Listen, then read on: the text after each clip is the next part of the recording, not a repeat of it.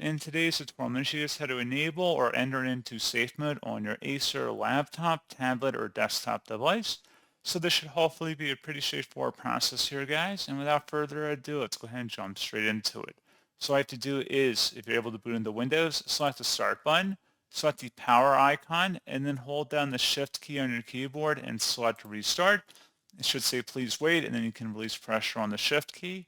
If you are not able to boot into Windows, just do a hard power off 3 times in a row, and then wait for the next menu to load.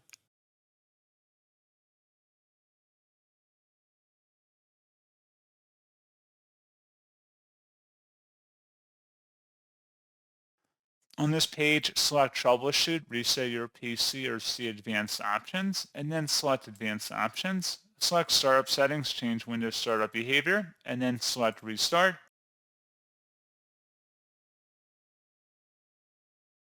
And then at this point, you can tap the F4 or function 4 key that corresponds to entering into safe mode, or you can do the F5 or F6 key if you want to enter into safe mode with networking or with command prompt access.